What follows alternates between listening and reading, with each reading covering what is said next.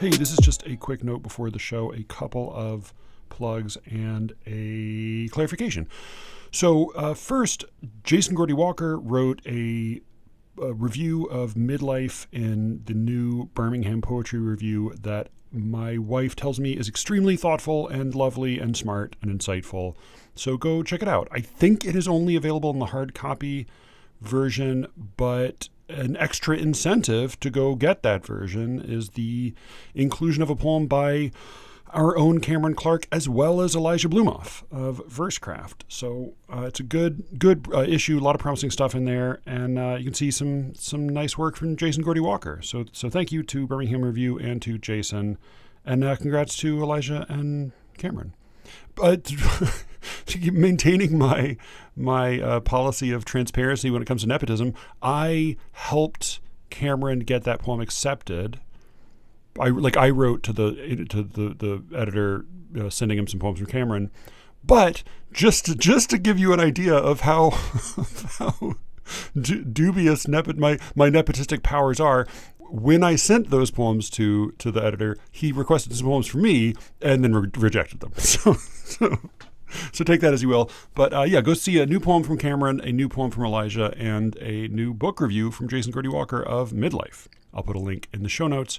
Go also and check out, there's a new essay up from Alice at her Substack in future posts, and she has made the helpful and notably sane decision to start actually emailing people who subscribe to her newsletter. So now, when you subscribe to it, you will get it, instead of just not getting anything and then learning later that she's posted a new essay. Her essays are always really fun to read, and this one gets into True Detective, the inexorable passage of time, and more. It is always fun to read what Alice has to say. And if you have not already, go pre-order The Optimists, Brian's new novel. It is really fucking good. Finally, this episode is going to be not. I don't know if it's gossipy. It's just there's a lot of. It's about the ALSCW conference, so there's a lot of name talk, and I don't use full names for everybody. I don't give context for everything, but so I'll put notes in the show notes for most of the people. But if you ever listen to this podcast and you feel like I'm mentioning first names and not elaborating, there is at the bottom of every show notes, with the possible exception of YouTube, which clips them sometimes, but the show notes for every single episode has a list at the bottom of frequently mentioned names, and it includes sort of links, full names, and links to more information about each of those people, because there's a growing SLEERICKETS family of people, and I can't give bios every time I mention somebody's name. I did, though, at the conference. I forgot to mention this in the episode. I got a chance to put my money where my mouth is. My new policy on intros is that all intros should be one sentence long. So I got to introduce David Yezzi. I did it in one sentence, and nobody walked out, which was kind of surprising given what I said.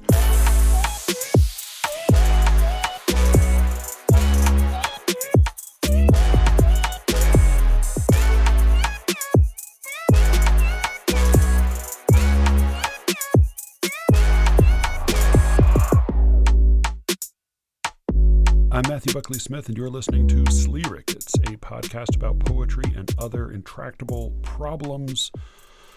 So I've just got back from the ALSCW conference. It was fine. It was fine. Some of it was really good. It was an ALSCW conference. It was great seeing a number of people there, some familiar, some less familiar, old friends, new friends. I was on a panel with a slew of... I was on two panels. One with a bunch of friends, one with a friend and a bunch of very lovely strangers and acquaintances. I definitely won't name everybody I saw, but while I was there, I did get to spend some time with Zena, Ryan, Fiona, Ethan, Brian... Broger, not Brian Platzer, Amit Majmadar, he was not at the conference, but he came to dinner one night. Elijah's beautiful mother. And I don't like to objectify women, but what can I say? This is a fact-based podcast. So Nathaniel, great to see Nathaniel Rodowski Brody. Emily Grace, the editor of LM and the new workhorse of the ALSCW at large, David Yezi, Michael Otry, Mike Devine. I met Dick Davis, who was, thanks to Elijah and Ann, he was a truly sweet and lovely man. Elder, presence in the formalist world, especially great translator and poet, but like an incredibly sweet, thoughtful, kind soul, and just filled with lovely anecdotes. I'll just pass along one. He said when he was a teenager, he met E.M. Forster, and Forster served him tea or coffee or something in his sitting room, and he was showing Davis a book, and he was flipping through it, and he said, "Do you mind if I borrow this?" And there was a silence, and Davis said he knew he had overstepped, and he immediately apologized. He said, "Oh, I'm so sorry. That was, I don't know if you even believe in lending books. That was terribly rude of me." And Forster's response was, "No, I believe in lending books. Many of these books were once lent to me." He was a truly sweet, truly lovely man. Met Chase, listener to the show, student of Rachel Haddis's, who's great, and who asked me a question. He asked me for some recommendations for literary magazines that publish formal poetry. I gave him like one or two suggestions, but I wasn't able to come up with a good list on the spot. So I conferred that night at the hotel bar with a bunch of other people, and Zena Gomez-Liss was nice enough to transcribe my my barely legible scrawl, and a number of other people contributed names. So we put together a decent list of, the title I gave it was "Formal Friendly Magazines that have non-bullshit submission policies and aren't racist," because it did seem like it was necessary to make a couple of caveats there. But it was a good list. I don't know if Zena at some point will maybe make that public, but thank you, Chase, for occasioning the list, and I hope it's helpful to a few people at least. Spoke to Yi Fan, who was a really, really lovely young woman from China who is a Seamus Heaney scholar. I asked her, she said Seamus Heaney was very popular in China. Like people, like he's like the favorite English language poet in China. I asked her why, and her theory was that at the moment there are a lot of people studying in universities or moving to the cities right now who are coming directly from like the countryside, the Chinese farms. So they're just coming from a very rural environment to the city or to the university, and when they then encounter English language poetry, they like poetry like Heaney's. So it made sense to me. She was terrific to talk to. Talked to Sophia about Agamemnon, about Agamemnon and Iphigenia at Aulis, and we agreed. Clytemnestra is pretty sympathetic. I think Sophia would be on my side of the Dido debate, facing off against all those Australian lesbians defending Aeneas. Come on, Australian lesbians. Aeneas was not that good a guy. I saw David Mickich. I saw Todd, saw Jill, saw Roger Reeves read. Really good reader. I do have a couple of thoughts about that reading, but I may save that for a conversation I'm going to have with Jonathan and Alice in a couple of days about how people write about poetry. Saw Michael Leong read. I knew of his name. Not, I think, for the most part, my kind of poet, but he read a poem I really liked. Maybe I'll try to read it for you. I need to go grab the book. I bought his book. The one poem was really quite beautiful, I thought. Maybe I'll come back to that because I had a couple of thoughts on that. But it was the people were a delight. The people were a delight. The food was as expected. The setting. I mean, the ALSCW really did itself a favor by setting the bar very low for quality of college campus with Catholic University and whatever university it was in Houston that we went to, because OSU's campus had trees. It had places you could buy coffee. It was a fine college camp. I thought it was great. For an ALSCW conference, it was a perfectly acceptable setting, and the acoustics were decent, right? Usually they're horrible. So they were decent. The acoustics were decent. The food was, as I said, not surprising in any respect, and the people were wonderful. I was looking at today the goals of the ALSCW as stated on their website, and they I think they have mostly stuck to their. I think they've mostly done a decent job with their goals. Oh yeah, to provide space for encounters between blah blah blah blah blah, to foster connections, blah blah blah. Yeah, like typical boilerplate mission statement for a academic organization, semi-academic organization. They do want to. They were worried there was too much ideological. It was too much political and ideological contentiousness in the academy in the mid-90s when they started the ALSCW. Man, if only they'd stuck around, waited it out a little bit, they would have seen how pluralistic and open to sincere conversation and discussion of difficult issues the university would become in the decades to follow.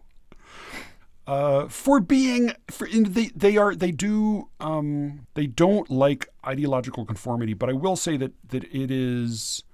I don't think it's overwhelmingly a conservative organization. I do think there's compared to your average academic organizations, a whole lot of conservatives. I will say they are increasingly a very theistic organization. A lot of theists. I found myself at a table in the bar one night being grilled by a table of theists, all trying to convince me to believe in God. It was sort of fun. It was a little bit, it was less, the part that was not as fun is that they very much wanted to convince me. Like they were very sincerely wanted to convince me that God is real and that I should worship God. I disagreed with them, but I didn't want to convince them. Because if we were, on the verge of burning a witch, I might have tried to convince them. But I don't think it would improve their lives to convince them. Most of these people were, these are, a lot of friends, a lot of people I named, believe in God in ways that I would have no desire ever to challenge. So what can be slightly frustrating about that kind of conversation is that I'm sort of willing to hear them out and all right, let's take this on. Let's think about what it would mean if I decided to believe in God, or if I thought I understood or accepted your arguments. But I was not really challenging them to think differently. So it was really it was a weird argument because it ended up being a lot about my psychology. Because again, I don't think it would improve their lives to stop believing in God, but they definitely think it would improve mine to believe in God. So slightly asymmetrical, apart from the fact that it was 7-on-1. But yeah, a lot of theism at the ALSCW, but that's all right. I can handle that. I was on 2 panels. So one was on Shakespeare in performance, that is Shakespeare not just on the page, but on the stage, on the screen, I guess theoretically on the radio, but we didn't really get to that. And then one on poetry and myth. The Shakespeare one was chaired by David Yezzi. The myth one was chaired by Elijah. I enjoyed both. It did clarify for me some of my concerns about these panels, about the format of the whole conference, which is mostly panels. There's also, by the way, so there are panels that that are sort of open to submission. There's a call for papers and you can kind of openly submit. Some people are solicited, some people just, submit freely. But then, so in addition to that, there are a couple of readings. And then there are the second most frequent kind of event are the plenary panels. So the plenary panels are not open to submit. There's not a call for papers. Those are sort of selected. And they're smaller. It's only 3 people or 2 people on each one. So there's sort of more time for each person to present. And my assumption, and these are sort of in bigger rooms for a bigger audience, my assumption had always been that these were like stars in their field. These were like really good people to have. Like you were picking them out because this was like the really standout person. And like I don't know most of these people. I don't follow their fields academically, and I don't go to a lot of the plenary panels. But I learned that there's no special process for choosing them. They're just sort of just somebody puts it together. Just somebody sort of decides and puts it together, and it's very haphazard and very much an afterthought, which lined up with my sense of the panels more broadly. So I'm going to go blow my nose, and then I have a thought about panels. I did get a good email from Zena today asking about the panels in a sort of gentle, but, with Xena-like directness. She proposed that I dedicate an episode or so to talking about them, and we may get into it more with some of the other participants in one of the panels, because again, the poetry and myth one was chaired by Elijah, and what he did, because it was so big, he had to split it into two sections. So he just flagrantly put all his friends in one section, which I'm grateful. I'm glad he did that, because that means I got to be in the friend section. It was a lot more fun. But the first section was like the more senior people and the people who did not know him. And that was very funny for very Elijah reasons. Well, let me blow my nose and we'll be right back. All right, so the standard format for these panels, I've mentioned this before, so it'll be real quick. The standard format for these panels is you do a call for papers, you solicit some, others just submitted freely. The papers are like 4,000 to 5,000 words long. There are, typically somewhere between like 8 and sometimes like 15 or so people on a panel. I've seen them get very large. Thankfully, with the Poetry and Myth panel, they split it into sort of lopsided halves. So I want to say the bigger half was the first one. I think there may have been 10 or so people on that half, that portion. And then the second installment was the one I was on, which had 7 people in it. The other panel I was on, I believe, had 8 participants. The one sent in her paper and a presentation to read and comments on our papers, but didn't show herself, which, sorry, gotta pick on you a little bit, because that sucked. Boy, that sucked. But yeah, so panels are typically maybe 8-ish people. Some of them much smaller, but I think fewer like smaller than 6. So all of these people write 4,000 to 5,000 word papers. The way they say it is roughly 15 pages, but they don't say anything about formatting. So some people do that all single space, 10-point type. Some people do double space. I do, for me, it's double space, 12-point type goes without saying. Times New Roman. Come on now. But people had a lot of interpretations of what that meant. So all of these participants write a paper, including the moderator writes a paper on the topic, and then they all read one another's papers before the conference, and then at the conference for the panel presentation, it's like a roughly 2-hour session. You present your paper, but you don't read the paper. You summarize the paper. You're usually given about 8 minutes. People always round that up to 10 minutes. Then some people round 10 up to 15, and then usually one person gets a little carried away, gets happy, and goes on for 25 minutes. So then there's little, if any, time left at the end of the session for questions. At that point, there's the opportunity maybe for a few questions from the other panelists or from the attendees. Of course, since most of these presentations of their papers were read, meaning you write your paper and then you write another shorter summary of your paper, or you just read excerpts from your paper, it's very difficult for anyone in the audience to follow, or at least it has always been difficult for me to follow. In the case of these papers, I had read the paper, and then I heard summaries of it read aloud, and I couldn't follow them. So, in my experience, like people attending the panel are able to digest very little from the papers. Sometimes they will have an agenda related to the topic that they come in with. and then they want to ask you a question about that. But for the most part, the conversation is really among the panelists who have all read one another's papers and then have a very, very brief span of time in which to discuss them. And I think both of these panels went remarkably well. Remarkably well. The first one, chaired by Yezi, was, I think the discussion was great. And I enjoyed some of the papers. I thought Ruby de la Roca, amazing. What a name, Ruby de la Roca.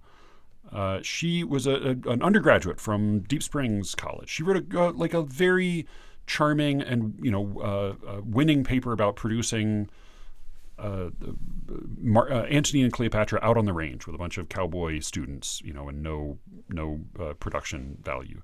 And it was like she just wrote in a very engrossing and inviting way. And I told her I hope she never alters her style for the sake of her scholarly pursuits. But she was perfectly delightful paper and presentation, which was mostly like a slideshow of old-timey photos of cowboy actors in drag doing Shakespeare in the 1930s. David's paper was on original pronunciation, which is a weird little wrinkle that if you do a lot of Shakespeare acting, then you're familiar with it, along with original production, which is a whole nother. There are people basically who think all Shakespeare should be produced with the original pronunciation, which is not what we think of as RP, received pronunciation, a posh English accent. It's not that.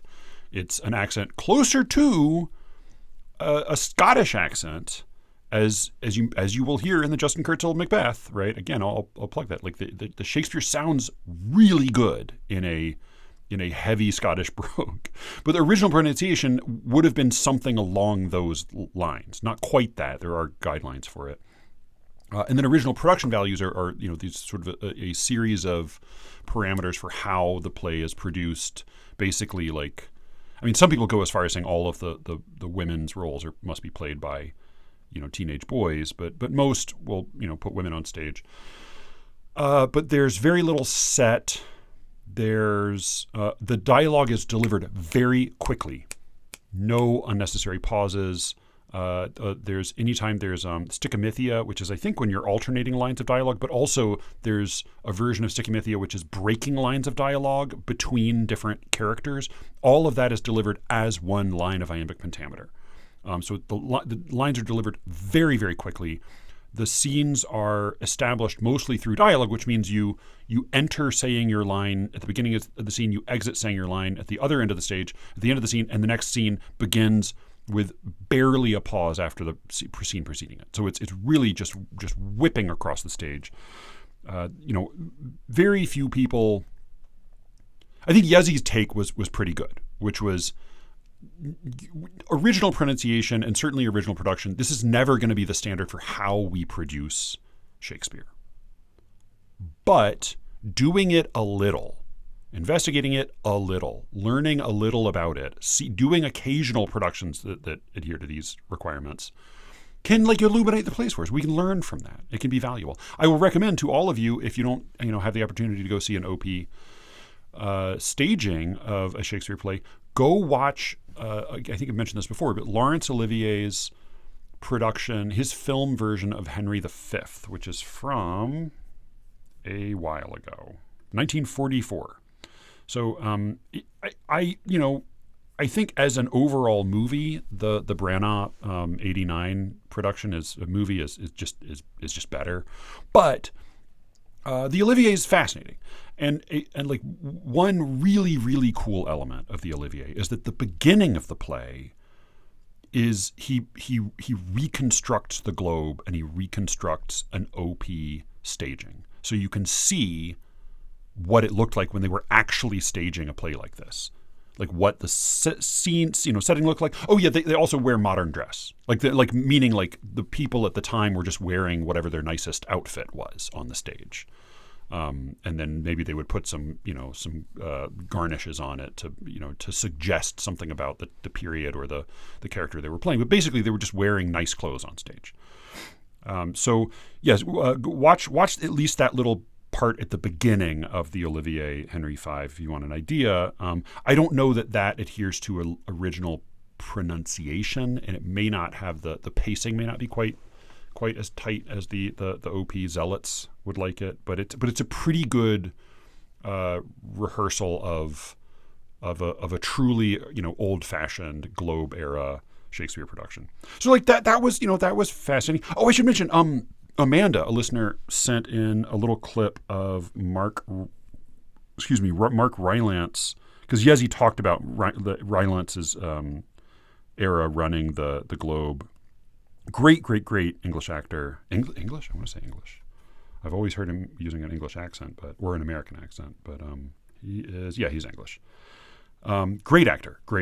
If you have not seen the PBS production of Wolf Hall, the TV production, it is amazing. It's incredibly good, and he's fantastic as Thomas Cromwell. PBS, which I believe we now no longer fund. I think, let's see, is that correct? Oh yeah, great. So the Corporation for Public Broadcasting, yeah, in 2025, we passed a law ending the Corporation for Public Broadcasting and fucking over the PBS, Public Broadcasting. Yeah. Okay, great. So great. Yeah. Amazing, brilliant production of Wolf Hall. I think it was a collaboration with the BBC. And I don't know. Because I am something of a contrarian, I think people occasionally get the impression that that I don't fucking despise Trump, but like, oh God. PBS. We had to smother PBS. We had to get rid of PBS, for fuck's sake. Anyway, Mark Rylance ran the Globe Theater for a while, and he did a production of Twelfth Night, which Amanda sent a little clip of it because there was a coach who focused on using like the prosody, the meter of the verse, and to kind of illuminate the performance. And I think that's sort of at least in the same neighborhood as some of those OP concerns. Interesting clip. I think, Yezi was not a fan of that production. Based on the clip, I thought Rylance is brilliant as always. He's like a man in his 50s playing a female romantic lead in drag, and it, men in their 50s can be attracted to men, and Olivia was originally played by a male, but like she was played by probably a very cute teenage boy, and the Olivia Rylance is playing is not, I don't think, meant to be attractive to anyone. It's all just sort of played for a joke, which seems like it does a little bit betray the premise of the play. I will echo Yezi in recommending Trevor Nunn's production, his film version of Twelfth Night, with Helena Bonham Carter as Olivia, I believe, and I think Gwyneth Paltrow. Is she in that? No, she's in Shakespeare in Love. Who is in? There's some notable blonde actress who plays. Ben Kingsley plays Festi. No, yeah, definitely not. Okay, who is it? Oh, Imogen Stubbs. Yeah, she's great. Yeah, I mean, a great cast overall. But that production is very good, and I think Yezi's right in saying it's both funny, genuinely funny, but also sort of melancholy. And I think if you betray any of the kind of there is real love, right? There's real people falling in love in that play, and I think you can't sneer at that. But I'll include the clip. It's Mark Rylance and Stephen Fry, both amazing actors, and a delivery that makes informed use of meter. What was the name of the guy she was pointing to? Oh, Tim Carroll. That's his name, Tim Carroll. He's he's a director and fan of meter. All right, so some of that was an interesting paper. David Mickich had a paper that was like 3 or 4 pages long that was just like, hey, here are some interesting movie adaptations and things that I thought were interesting about them, and here are the clips to the YouTube. Here are the links to the YouTube clips, and that felt like that was great. That was fun. That was fun to read. I think the part of the trouble is that not all of these papers needed to exist. Perhaps mine included. They seem, there's like, I think there is a version of an academic panel, which it consists of scholars doing scholarly work. And that work often results in a very boring paper. But it's important, right? If you're actually doing original research and you're learning something about a manuscript, about a historical document, about whether somebody crossed somebody else's path or this or that was an important influence that's sort of recognizable or demonstrably true in some way. Like I think scholarship like that is important, even if it's often boring to read about. It helps us really understand the text better and the context better. If you're doing that, and then you're bringing in your paper for a panel presentation, and then you're submitting it for peer review, I still don't really understand why you can't just skip to the peer review part and publish it. But like I get that that's important work that needs to be done, especially if you're going to the panel to learn new, true things about your field. But that's not really what any of these papers was doing. The question I put to David Mickich, I posed two challenges. One was, okay, if it's important, if the paper is important, then it's okay for it to be very dull. But if it's not important, then it should at least be entertaining. But I think most panel papers are neither. And again, I think the panel with Yezi and I think like the Shakespeare panel was way better than most panels I've ever been to at ALSCW. The discussion part was great. The presentation part was, I think, demonstrated a real problem with the format, which is that most people didn't take. I think we averaged out at 8 minutes. Some people went a little over. I timed myself and I kept to 3 minutes for my presentation. And I think I had notes, but I didn't read anything aloud. But if you write a rambling 17-page paper just listing out some thoughts you've had about a play because somebody mentioned that this would be a possibility, then it's going to be really hard to summarize that. You can't really summarize it. If you are actually arguing something, if you actually have a thesis, it's not that hard to summarize it in a few minutes. If you don't have a thesis, you just end up reading chunks of your paper. And it's intolerable to listen to, at least if you're me, at least if you have my terrible, auditory attention span. I mean, I'm terrible at reading and listening. But the question I put to Mickich, to Emily Grace, who's definitely none of this is her fault, to a bunch of people at the conference was, who are these panels for? Who are they for? Are they for the presenters? Well, maybe, probably, right? They seem to be more for the presenters than for anybody else. But what happens is you end up reading all these people's papers and then listening to them summarize the papers, often for most or all of the session. Especially if it's a big panel, like you're never going to get through all of them. You just end up listening to summaries for the whole panel presentation. That's it. And that's stultifying. That's deadly. So in that case, why it should have just been a paper exchange, right? You should have just exchanged papers with some strangers or, non-strangers. So why did you need to have the presentation? And then that invites the question, well, so is the presentation for the attendees? But again, the attendees don't read the papers ahead of time. So they tend to have a very difficult, again, unless I am a wild outlier, they tend to have a very difficult time actually following the presentations. I've been to a number of these presentations over the years, and I have been able to follow, I would say, 5 to 8% of the presentations given. Like when people summarized their papers, less than 10% of the time can I really follow a presentation. It usually just, if I can even grab any sentence as it passes through my brain, it's immediately lost. Very, very small number actually said something that I remember, or even remember moments later. So I don't think these presentations are mostly for the attendees, but they also seem to be not for the presenters. So who are they for? Is it important? No, in most cases not. Is it entertaining?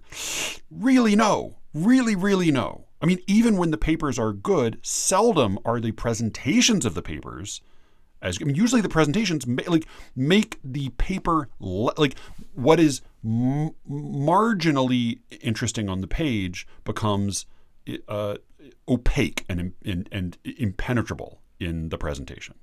So I really honestly don't know, and I don't think the ALSCW has bothered to ask itself this question, and the question became sort of excruciatingly plain to me today so I'm going to be in a panel at the AWP, and granted, the AWP sucks for many reasons, no question. They suck. It sucks to go to. I mean, here's how much the AWP sucks. This is the Association of Writers and Writing Conferences. Yes, that's 2 W's. No, they don't use both W's. AWP. Big writing conference, much bigger than the ALSCW. Here's how much the AWP sucks. My wife loves the AWP. Okay? She goes every year. Every year she goes to the AWP. She loves it. She always has people she sees there. It's always a lot of fun. She always looks forward to it. She always has a great time. Here's how much AWP sucks. She doesn't register for the conference. She's the AWP's biggest fan. She doesn't register for the conference. She doesn't go to the conference. She just hangs out with people who are there in the city for the conference. There are off-site events. She goes to those. She hangs out in the hotel bar with people who are at the conference. She doesn't go to the conference because it sucks so much. So this is not to say that the AWP doesn't suck. It does suck. The MLA also, I went to the MLA once, and God almighty, the MLA was dry as dirt, but it did have a little more of a whiff of actual scholarship being done, which, not my thing, but a legitimate thing. That said, I'm gonna be on this little panel. I was a last minute fill in for somebody who was more important than me. I'm very aware of my place, but I'm very, grateful. I'm going to try to do a good job.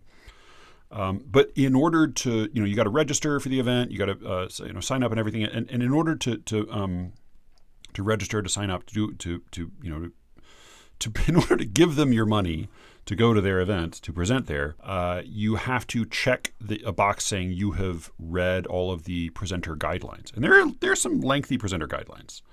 So I was skimming through these, and then I was surprised by what I found there, because it feels so humiliatingly obvious, and yet all of the ALSCW panels would fail according to these standards. So here's just the short bullet pointed guidelines. Our attendees expect that presenters will prepare for their event prior to their arrival. There's preparing and there's preparing, all right? Presenters will present on the issues related in the event description. Most ALSCW panels do loosely stick to the theme, the ostensible theme of the panel, though often it's very loose. This is where it gets deadly. This is where it goes from B+ to F. Presenters will engage the audience. I like the vagueness of that. I like that they don't just say presenters will take questions from the audience. No. Presenters will engage the audience. Presenters will, this is one of the presenter guidelines. Presenters will not simply read directly from written statements. And then there's a caveat, there's a follow-up to that, right? Acknowledging that maybe some people will do a little bit of that sometime, even though they're not supposed to. Presenters who read from or discuss their own work during a panel discussion, as opposed to an event designated as a reading, do so in a limited capacity, not longer than 5 minutes, and only to expand upon the discussion of other texts, authors, or subjects. Now, I have been to AWP panels. They often suck. And they often suck in the way that, the ALSCW, thought that these conferences sucked before, which is they're too politically contentious or one-sided, or They're basically just an opportunity for a bunch of academics to pat each other on the back. But it is at least intended and explicitly stated that these panels are supposed to be good to attend. Good to attend. The best panels are often those that take time to engage the audience directly. For this reason, we discourage reading directly from prepared written statements and instead recommend brief presentations and openness to debate. Moderators should prepare an advance outline of how the event will be executed. Presenters should have notes prepared for their presentation. While we appreciate literary improvisations and liberty, we also appreciate depth of thought and concision. We value prepared presentations that reflect well on the presenters, the conference, and AWP. I mean, I'm sure they have some standards for what counts as reflecting well. Like they do the dumb thing where they say you shouldn't read from written statements, but then they ask for you to present your remarks ahead of time to the deaf translator. What remarks? We're not supposed to read from prepared statements. So there's, again, the AWP does suck, but they want it to be good. And the premise here, the clear premise, which is effectively stated. For a reading, we encourage. For a reading, which is more canned than a presentation at a panel. Even for that, they say, for a reading, we encourage presenters to choose their material in advance, rehearse and time their reading, including any prefatory remarks to a story or poems, and make sure the reading falls within the time they've been allotted. Presenters should be courteous to their fellow readers by keeping their presentations brief and avoiding needless shuffling of pages. If a panelist is reading different sections from a printed book, they may find it convenient to mark the pages beforehand. This is embarrassing hand-holding, right? It's embarrassing because it feels like it feels crummy to have somebody pointing this out to you, but also it's so fucking obvious. It's so obvious. People are terrible at winging it, and yet everybody expects to be able to wing it. People apply to conference panel presentations the same premise they apply to rehearsal dinner speeches. They try to just do it from the heart, or they read from prepared statements. I mean, in both cases, at both the panel presentation and the rehearsal dinner, reading from prepared statements is deadly. So, I don't like that the AWP is giving me all of these nanny state recommendations. But Joanna, by the way, embraces the conservative slur nanny state. She says, "I want a nanny state. I want more." She's a big believer in nanny state. But I don't like that. I don't like them having them micromanage me in this way. However, that they bother to say it, that they just bother to make clear this is supposed to be good to go to. For the people who show up, you are the entertainment. Be entertaining, be informative, be interesting. It would scandalize the ALSCW even to consider these as guidelines. So I think there's a real problem. I think there's a real problem with the panel presentations as a format. Again, I think answer that question. The AWP, much as they suck, have answered the question. Who are the panel presentations for? They are for the attendees. The ALSCW does not have in its own heart of hearts an answer to that question. So the other panel I was on, Elijah's, we were on the second half of it. So the reason the first half was I was really sorry to miss it. It was at the same time as my Shakespeare panel. But so he as I said, he inherited this panel from Rachel Haddis. He moderated it. The first half was, I believe, the larger half, and it was the old heads and the people he was not especially close to. So he's brand new to this conference. They have been doing this for years and sometimes decades, going on their 8 to 10 to 15 to 25 minute rambles. They're used to business as usual, and they certainly expect this kid who's just a warm body sitting in Rachel Haddis's chair. They certainly expect him to simply allow them to do what they like. Elijah.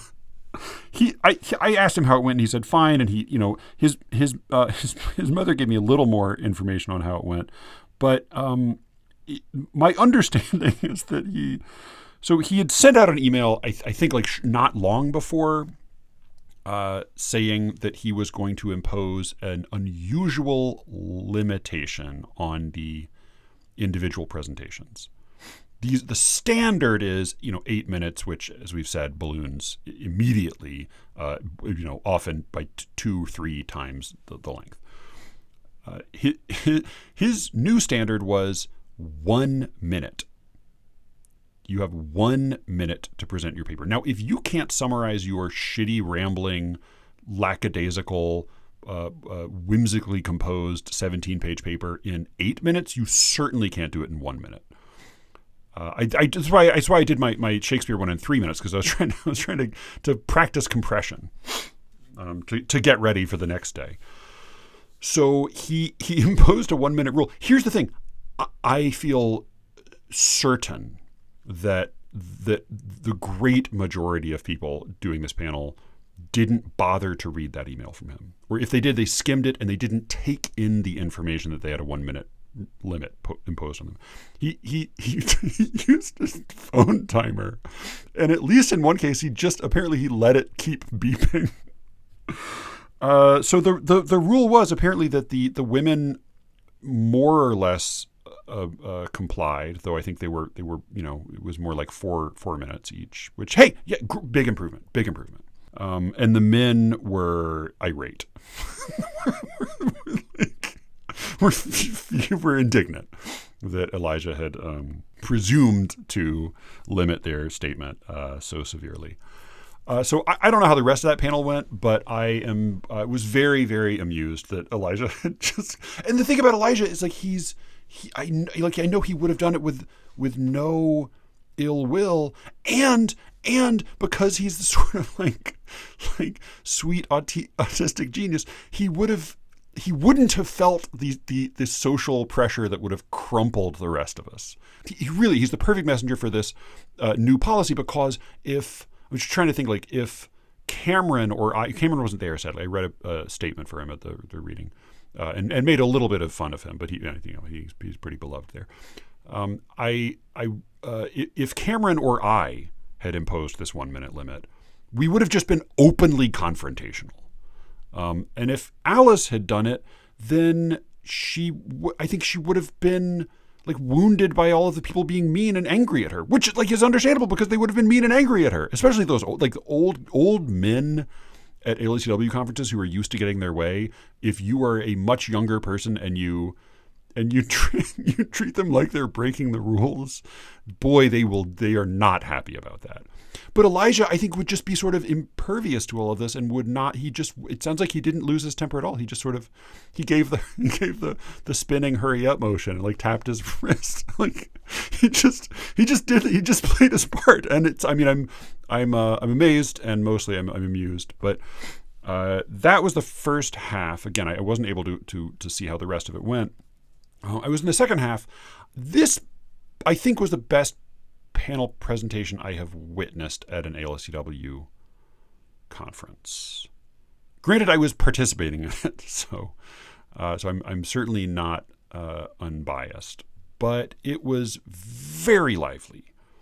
There were 7 of us. We each took a minute. I think Ryan was chagrined to go 6 seconds over, but we actually abided by the guidelines. Like we kept it to pretty close to exactly a minute.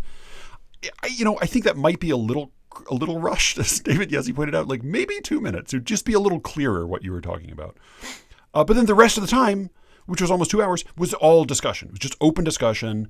Elijah he did it as a round robin, which is maybe not a terrible way to do it, because it does at least ensure that everybody's paper is discussed some. So he sort of assigned 15 minutes to each participant. I don't know if that's a perfect way to do it, but it was very lively, very fun. We argued with one another. The audience, took part and challenged things and asked questions. And, I think it was fun for me, and it seemed fun for the audience, at least as these things go. It was certainly, there was very little, if any, reading. Xena recited a poem from memory, not a short poem, but recited it well. Stallings, and we may have read one or two other poems. I think Brian Bridger read a poem. Somebody else read a poem. But, there's no like reading statements, or I think it was only during that 1 minute session that people read a statement. But I do think there's still a little bit of a problem, which is this, that basically, if, the panel presentations are roughly the same length of time I tend to program for when I am programming a main feed episode and a secret show episode. And the typical formula for that is, there's a little bit of bullshit. There's a little bit of patter and banter. I try and hopefully not a ton. Hopefully not a ton. But like generally speaking, we'll take like an article for each half that 2 or 3 of us discuss. Sometimes more than that. But usually it's like one essay per hour, roughly. And it brings up plenty of other questions. It's not like we only talk about the essay, but the essay raises enough questions and subjects and tangents that typically that's plenty for an hour for 2 or 3 of us to talk through. And then a second essay for the second hour, roughly. Sometimes we replace that with like a couple of good questions, or other things. But like generally speaking, if you have some thoughtful people who like talking and arguing and discussing these things, a paper is plenty for an hour. So the idea that we would have effectively like have 7 hosts on a 2-hour episode, have each of them write a 4,000 to 5,000 word paper on the same topic, and then discuss all 7 of those papers over the next 2 hours, while summarizing them sufficiently to give the audience some sense of what they're missing, it just would be crazy. It would be crazy, and it would be totally incoherent. And granted, a podcast episode is a flimsier and less substantial thing than a panel presentation. But again, if it's not serious scholarship and it's not entertaining, what is it? And I would say that I think we, truly Elijah gets the credit, but I think it was a relatively engrossing panel presentation. And again, I think with Yezi's panel, the discussion part was lots of fun. The discussion part was plenty lively. I do think the presentation part is it's just a problem with the format. But even so, I think there's a problem with just getting enough clear information across to the audience for them to know what they're talking about, like for them to know what's being discussed. There's not enough time to present even like 7 coherent theses and discuss them in that. It's just not enough time. So I'm not saying that every panel presentation should be an in-person podcast, double episode, but I don't know. I think there's a real problem. And I don't think that, I think Elijah's come up with one solution, though, it felt like we had enough time to like sort of unsatisfactorily talk about each of the papers. Like Ryan's paper was extraordinary. Like his paper is going to be published as a standalone pamphlet. Amazing paper. I gave him a title for the panel. He had like a really smart, wordplay heavy, learned title for the conference panel, which was perfect for that. My title suggestion for him for the pamphlet to do something like that's going to be a little more inviting to a non-academic reader. My suggestion was how to read the Odyssey, which is basically what his paper is doing, and it's great. It's great paper. I do have a real disagreement with him about the end of it. And I felt like we sort of we were able to like come up to that and butt up against it a little bit, and then time was up. So yeah, I mean, I think there's just a real problem with panel presentations as a format. And were we to do, here's the thing. My suspicion is some form of non-ALSCW, counter subculture conference at some point will happen. Xena suggested doing one every 4 years instead of one every year, so it's sort of more like the World Cup. It's a little more special. I think that could work. I don't know. It'd certainly be easier to organize one out of every 4 years instead of one every year.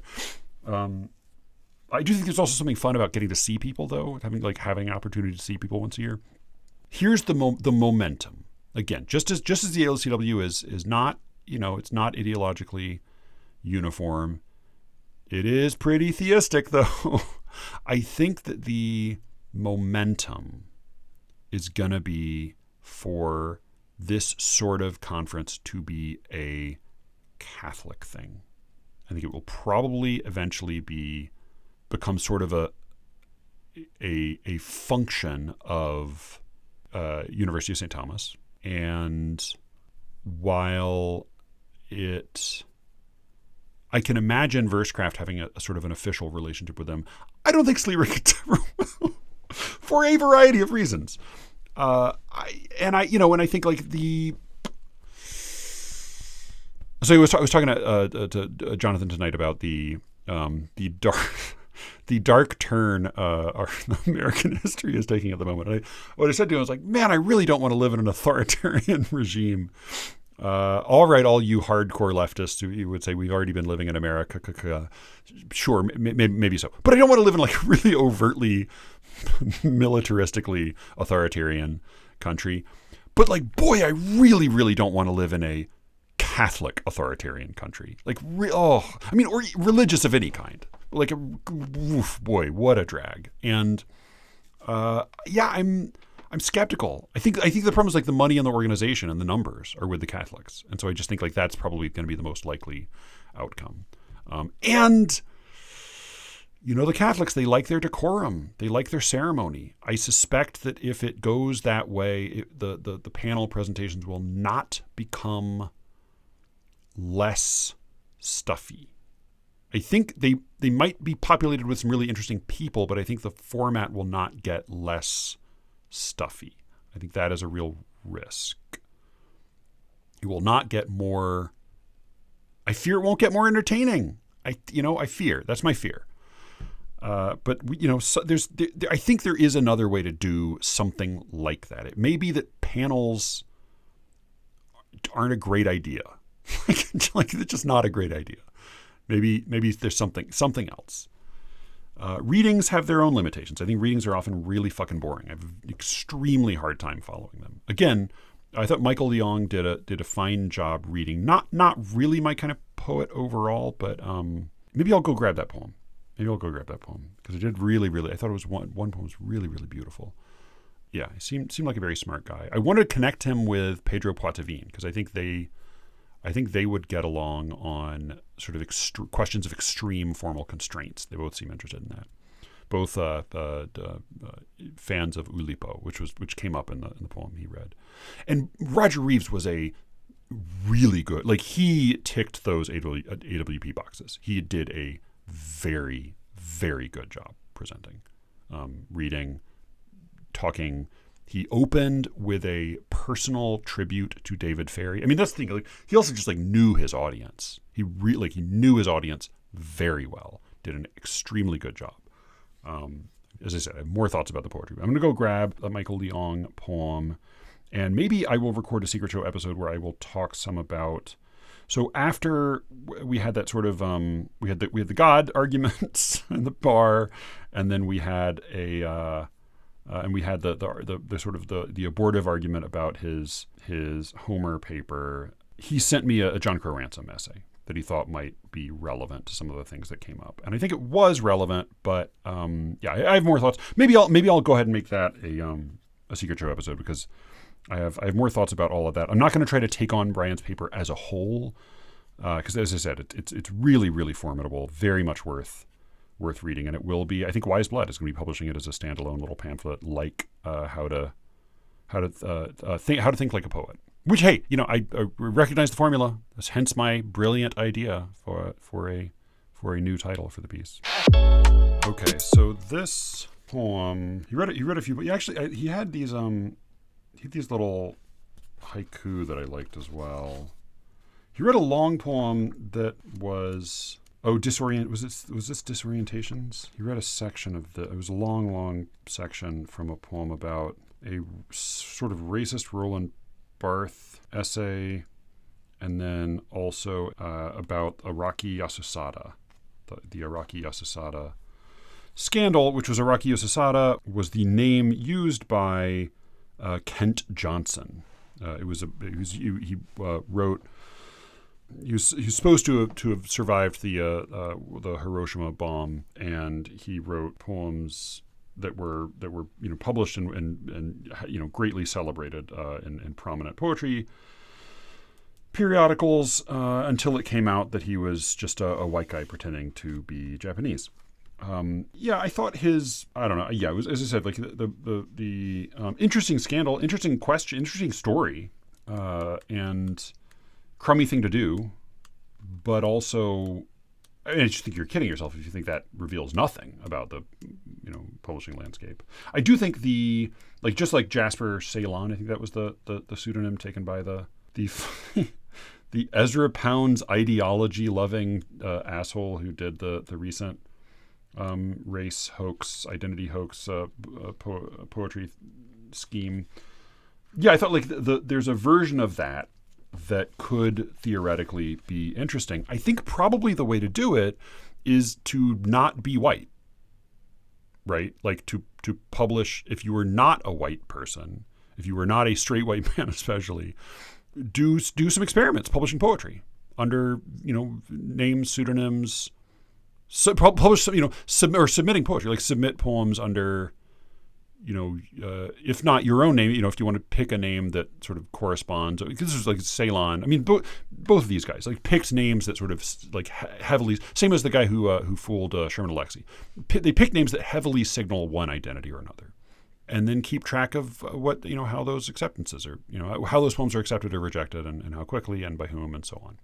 So I think like there would be an interesting way to do that study. I think the way to do it is not be white, and then submit under some, white names, or, as far as those things go.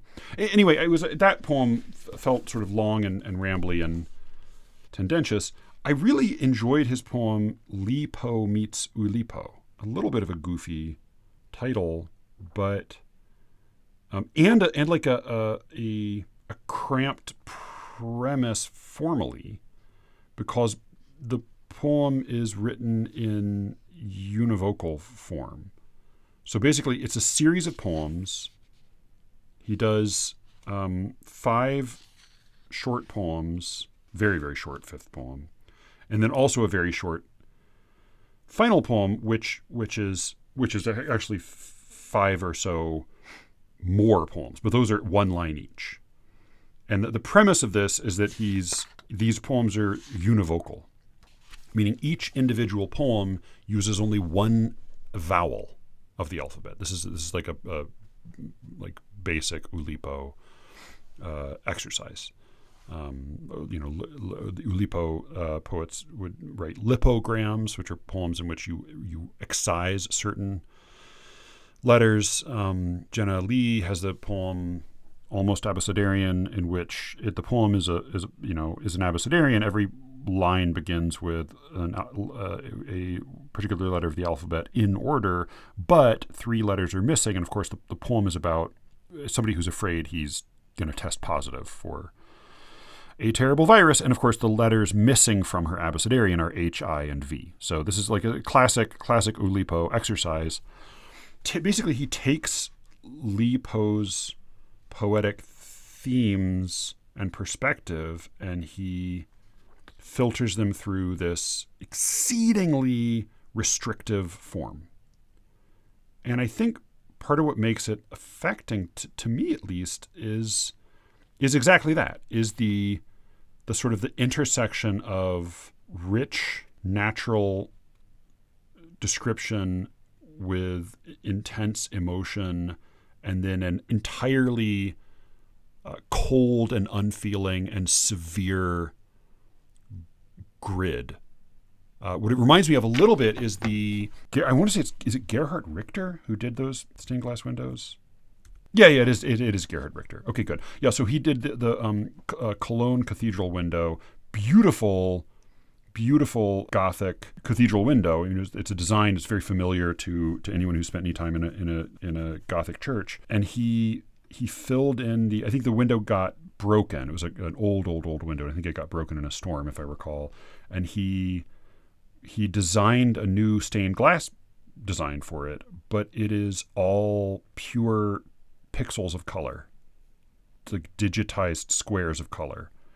And it is only the intersection of that soulless design with this rich and almost organic looking, shape of the panes, right? Shape of all of the stone beams and crosses and clovers intersecting the glass that makes the effect so moving. And I'm sure there's some people who really, really hate it, but I find it quite moving. And I found this poem moving in a similar way. Something about that intersection, that collision of unlike qualities. I quite like. So I'll read Lipo Meets Ulipo. No, the title feels a little gimmicky, but again, like it's such a tight little concept. I'm not sure there's a better way to do that. But again, this is a series of small. It's a little longer than I would usually read on the podcast, but it's quite beautiful, I think. Yeah, so fuck it. You can turn it off if you want to, but I'm going to go ahead and read this. This is Lipo Meets Ulipo by Michael Leong. 1. At dawn, a small hand, a hard path. Just to refresh for those of you who may have zoned out a little bit. It's a series of poems. Each poem uses only one vowel. Then he switches to another vowel and he uses only that vowel until he switches to the next poem. So it's pretty stunning when you go through. Lipo Meets Ulipo. 1. At dawn, a small hand, a hard path, a past, vast and vacant, falls apart. War hangs, hawks call back. May can't start at all. Stand and watch flags as blank as grasslands, dark sand as warm and black as ash. The edge descended. The deer, restless, dew-scented, never slept. There's the red wheel, the jewel speck. 10 bells. Yet the western temple seems deserted. Even the egrets left. Perfect reverence stretches flesh, renders clenched strength serene.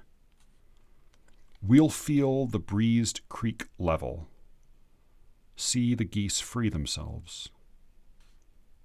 Send the letter. Let the spent few be evergreen.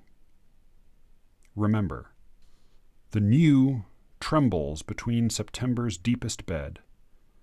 Here, where the news settles, where sheer sense never ends. Spring chill. Mist circling cliffs. Birds, swirling pilgrims, climb high, rising in flight. Living is drinking wind, isn't it? Twilight brings kindling. Lightning twists its thin, bright whip. Splitting this sight, inscribing still things with birth. Spirit is night's wings, which stir timid thinking, tilting light. I find midnight in glints, wild mind drifting, filling with chi. Rock-torn songs, born of sorrows, flow from word to world. Follow sons of monks who stood on blood's door, who know how to fold words from old books, from worn scrolls. O ghosts of frost, flood gods of world's bottom, look how lost colors now blossom forth, north of tomorrow. Dusk must turn us. Such dust, such dust. 2. Star, star, star, star, star. Trees, trees, trees, trees. Wind, wind, wind. Moon, moon. Sun. Sky.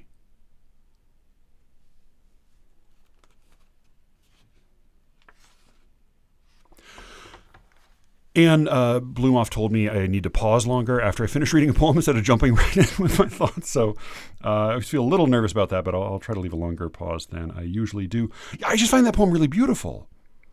And I recognize certain little snatches. I'm sure I'm sure Ethan and Alice recognize much more than I do. So I think there's sort of parts of that are basically translated or kind of cribbed from Li Po, but again, like it's the translation sort of gives him this matter, which he then is free to, chop up and filter through this extreme sieve that he's taken on with the univocalism. And I don't know. It's like reading it. I feel like I can feel him playing. It's funny. My experience reading it was the more aware I was of the univocalism. It was not that I was aware of the words he wasn't using. I was aware suddenly of the words he got to use. Right? Like I was like, it's sort of like you get to the E section, you think like the, oh wow, he got a the, how luxurious. And then in the I section, just the sentence, isn't it? Right? Isn't it? Like, oh wow, you get to use that. Like, so I think those are the places where I was more aware of when it provided, like the riches it provided than I was of the deprivations. I think it's quite beautiful. Is the ending a little bit on the nose? Sure. I don't know. I like it. I like it. Sometimes I like obvious and corny. I think it's just quite a beautiful poem.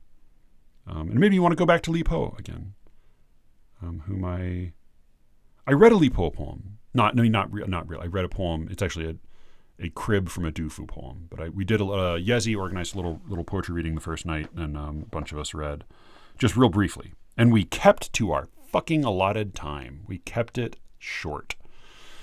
I read a little my little crib of a Du Fu poem that is for Li Bai. Which is